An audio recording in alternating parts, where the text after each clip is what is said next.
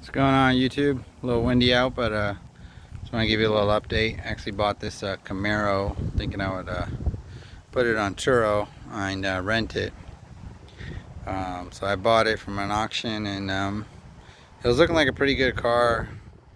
Didn't need much. Only thing I really had to do was work on the AC a little, but it was pretty nice. The vinyl was a little faded up here, so I was thinking I was going to replace that and put some new vinyl on the back over here, but I decided not to.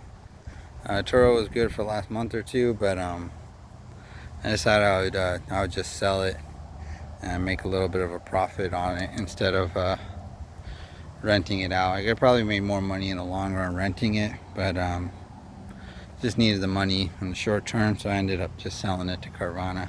It was a quick, easy sale. Not a huge profit, but just enough to keep me satisfied. It was a pretty decent car. Does have a lot of blind spots though, and the windows are really tilted and small, so it's not probably one of the easiest cars to drive out there, I'll say for sure. But it came out pretty nice. It was a nice blue color, but today's last day with it. I'll give you guys some more updates soon on other things. This is my Volt. I bought this specifically for Turo. Doing pretty good. It's a pretty used rented car. I've had it for about a month or two now. It's been rented pretty constantly.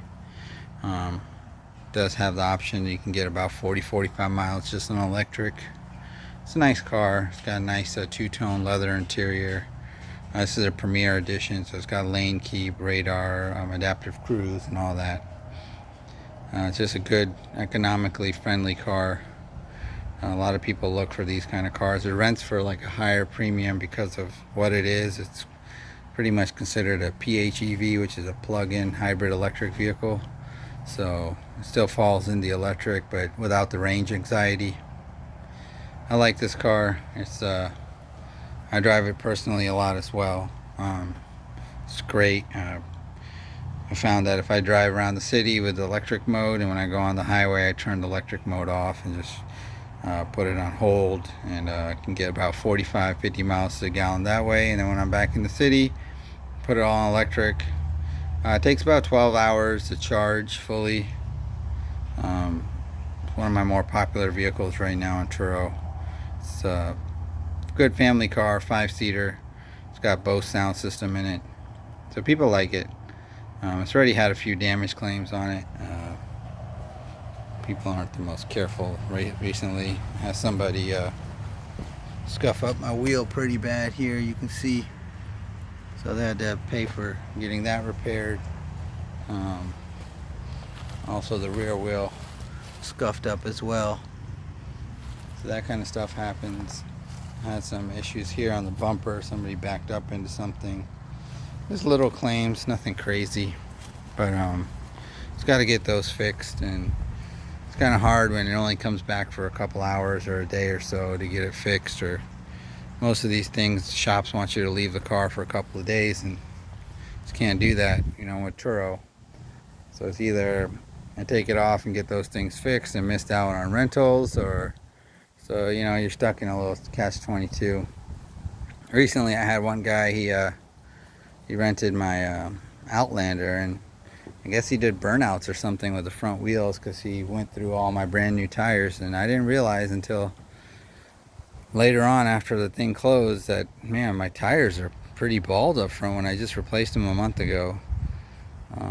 So I usually check my tires on my Honda Civic Si, which is there, but I don't know, this one, it just the guy got me on that one, so I probably had to replace the tires. It's gonna cost me probably $400 or $500 because those tires are expensive. It just sucks. People do that to your cars. You just got to be on top of it. It's hard. The more cars you get, the more things you got to be on top of.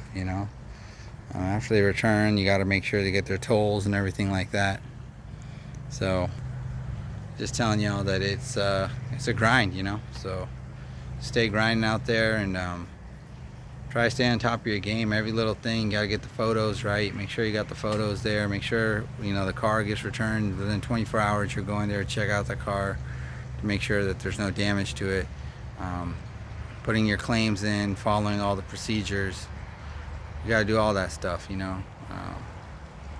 Recently I even screwed up a little bit. I actually mistimed a simple little thing. I asked somebody what time they were returning the car, and she said 4:30. I said, okay, cool, the next rental's at 7. So I just told her, you know, hold the car for a little bit and I'll come to the airport. But it was a miscommunication of AM and PM. She thought PM, I thought AM, and I had to cancel a rental on somebody, which was like the first time I've done that. It was an error on my part. It sucks for that person because they messaged me and said that they couldn't find a rental car anywhere and that they were charging $400 a day to rent like a Corolla. So it was just, I don't know what he ended up doing, but he stopped messaging me, and I understand.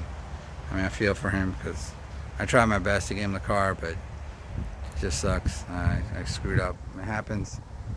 Try not to. But besides that, yeah, Turo's been good. Starting to slow down a little bit again this month. I think March and April were really busy because of spring break for kids and stuff. So May, I think, is not going to be as busy just because a lot of kids are going to be going back to school, so less vacations and stuff.